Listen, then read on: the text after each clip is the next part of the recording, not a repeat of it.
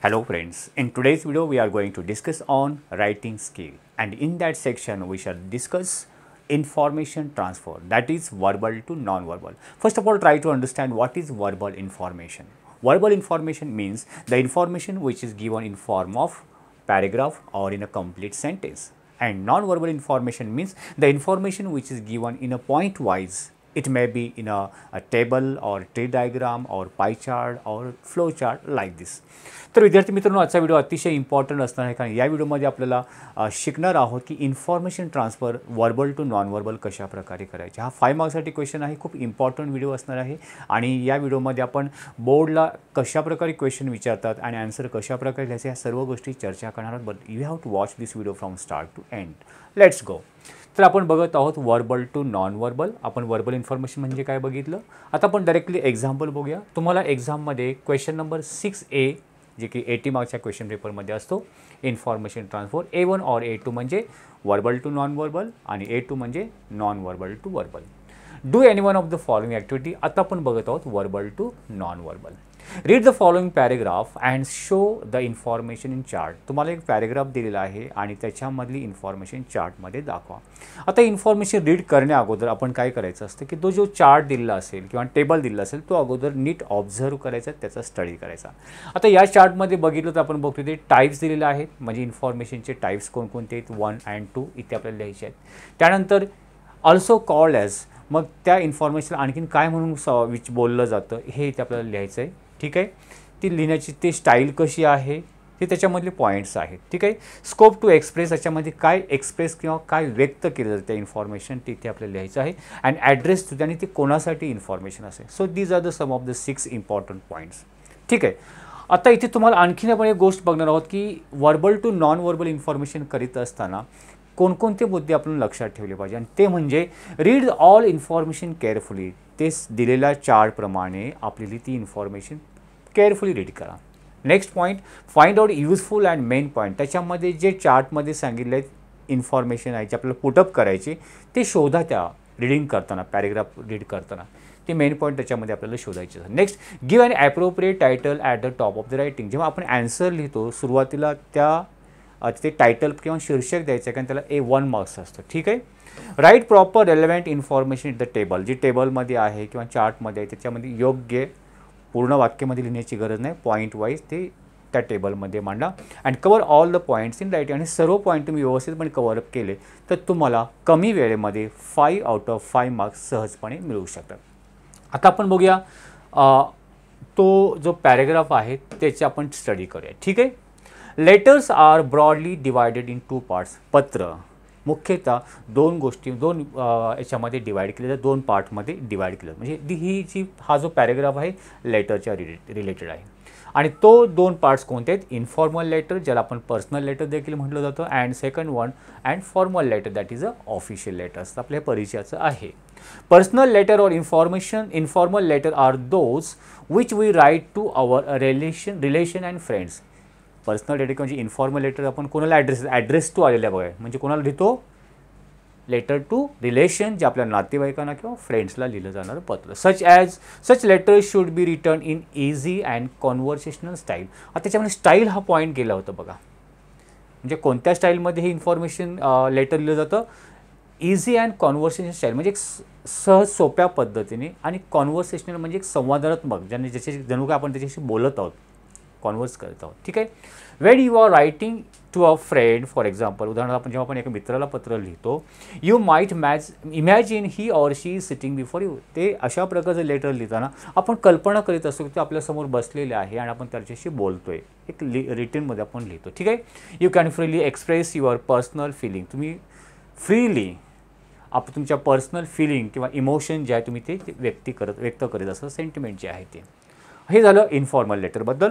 Formal letter are quite different in tone. ते थोडंसं इन्फॉर्मलपेक्षा वेगळं असतं.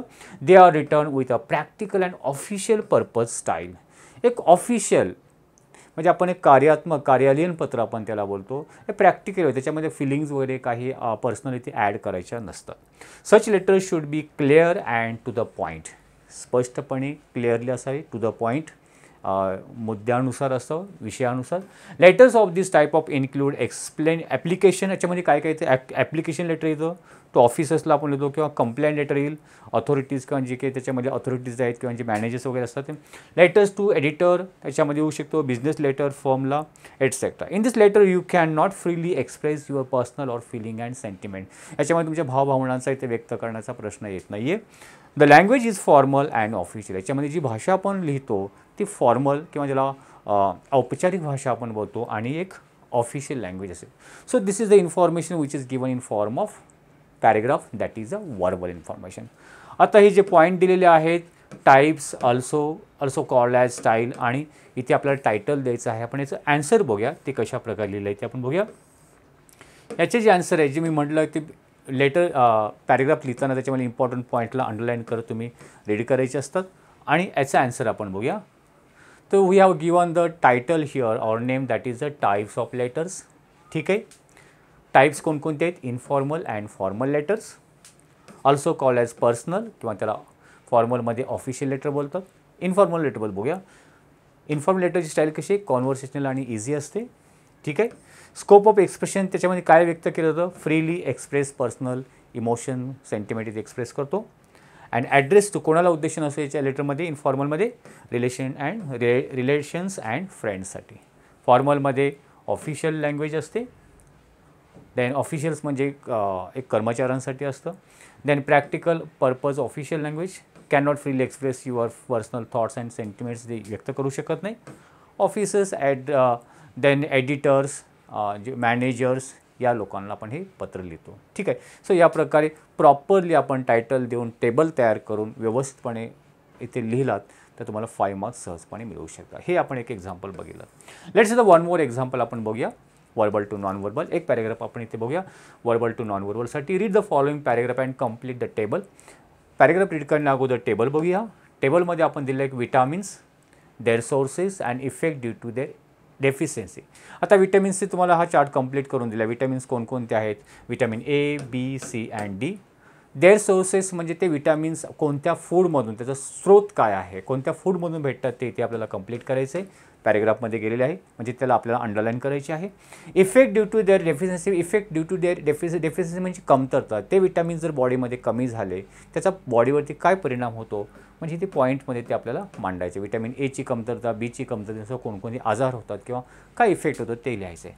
ठीक आहे. म्हणजे चार्ट आपण किंवा टेबल आपण समजून घेतल्यानंतरच तुम्ही काय करायचे, याच्यामध्ये जे पॉईंट्स फिलअप करायचे ते चार्टमध्ये तुम्ही अंडरलाईन करायचे. जे आपण इथे बघू शकतो आपण पॅरेग्राफमध्ये, there are 4 types of vitamins, जे की दिलेले आहे बघा, 4 types of vitamins, right. Then vitamin A, B, C and D. You will get vitamin A from milk, butter and egg. आता विटॅमिन ए जो आहे ते सोर्सेस काय, मिल्क, बटर अँड एग. म्हणजे हे पॉईंट तुम्हाला इथे येतील. म्हणजे याला अंडरलाईन करायची या प्रकारे. कुठे भेटतात, milk, butter and egg. Vitamin B is derived means get, म्हणजे त्याचा सोर्स काय आहे, फ्रॉम मीट अँड एग. म्हणजे आपल्याला टेबल काय करायचं नेमकं समजलं तर आपल्याला पॅरेग्राफ रीड करणार, नाही तर डबल इथे वेळ जाण्याची शक्यता असते. Fruits and vegetables will provide you vitamin C. म्हणजे विटॅमिन सी आपल्याला फ्रूट्स अँड व्हेजिटेबल्समधून भेटतात. And vitamin D can be often, म्हणजे आपल्याला मिळतं फिश ऑइल अँड ऑफकोर्स सनलाईटपासून. हे 2 त्याचे सोर्सेस आहेत. आता त्याची कमतरतेमुळे काय होतं, लॅक ऑफ म्हणजे कमतरता किंवा डेफिशियन्सी म्हणू शकतो. Any of the above vitamins may cause a certain disease. त्याचा आजार होतो किंवा आपल्याला वेगवेगळे आजार होऊ शकतात. लॅक ऑफ विटॅमिन एची कमतरतेमुळे काय रिझल्ट काय होतो, ब्लाइंडनेस येतो.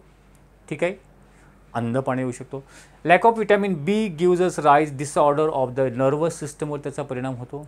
And insufficient supply of vitamin C can cause a skin disease and bone disease are likely to occur in the absence of vitamin D.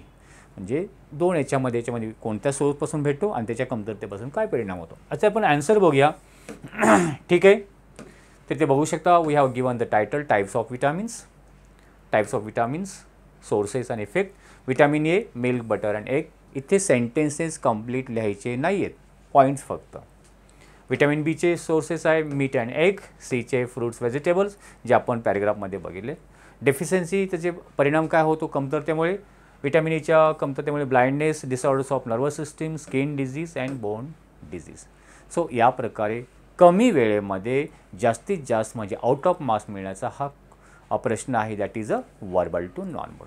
Let's the one more example म्हणजे तुमची एक्झामच्या दृष्टीने perfect practice होऊ शकते. आणखीन एक paragraph बघूया. There are many different kinds of musical instrument. वेगवेगळ्या प्रकारचे बरेचसे म्युझिकल, ज्याला संगीत वाजवण्याचे जे इन्स्ट्रुमेंट किंवा वाद्य आहेत ते कोणकोणते. They are divided into 3 main classes. आता हे बघण्याअगोदर मला म्हटलं होतं की याच्यामध्ये काय करायचं सांगितलं. एक चार्ट दिलेला आहे म्हणजे tree diagram type. Musical instrument म्हणजे 1, 2, 3 आहेत. त्याचे आणखीन प्रकार, त्याचे एक्झाम्पल्स आपल्याला इथे लिहायचे आहेत. त्याचे फ्लो चार्ट आपण इथे बनवतो. फ्लो चार्ट म्हणजे एक ट्री डायग्राम टाईप. बघूया आपण. They are divided into 3 main classes according to the way that they are played. Some instruments are played by blowing into the air. म्हणजे असं फुंकून काही जण वाजवले जातात. These are called wind instrument. त्यांना wind instrument one type of प्रकार मिळाला. Some of these are said to be woodwind family. Example of woodwind instrument are the flute आहे, clarinet and horn. There are also various other wind instruments such as the mouth organ and bagpipes. Some instruments are played by banging or striking. वाजवण्यानंतर आवाज होतो, तो music create होतो. Instrument like this called percussion instrument. Examples are drums, tabla, etc. The last big groups of musical instrument have string, ज्याला दोरी किंवा रशिला असते. There are 2 kinds of string instrument. Examples are harp and guitar, violin and cello. आता आपण त्याचा आपण बघूया, answer बघूया. ॲन्सरमध्ये बघू शकता musical instruments, wind instrument, second type आहे percussion instrument and third string instrument. Wind instruments, wind blow family and other wind. Wind blow फॅमिलीचे आणखीन एक्झाम्पल दिले flute, clarinet, horn and other विंडमध्ये mouth organ and bagpipers. Then percussion इन्स्ट्रुमेंटमध्ये drums and tabla येतो आणि string इन्स्ट्रुमेंटमध्ये harp and guitar. हार्पमध्ये example आहे वायोलिन अँड गिटारमध्ये सेलो. सो या प्रकारे तुम्ही तिथे जे हे तुम्हाला दाखवलेलं आहे असे तुम्ही त्याचे चौकोन बनवू शकता. ठीक आहे. सो या प्रकारे आपण आजच्या व्हिडिओमध्ये verbal to non verbal information कशी क्रिएट करायची आणि आउट ऑफ मार्क्स कसे मिळवायचे हे आजच्या व्हिडिओमध्ये बघितलं. तुम्हाला कोणत्या टॉपिकवरती व्हिडिओ हवा आहे ते तुम्ही मला कमेंट बॉक्समध्ये लिहून सांगू शकता. तोपर्यंत wish you good day. Take care. Thank you very much.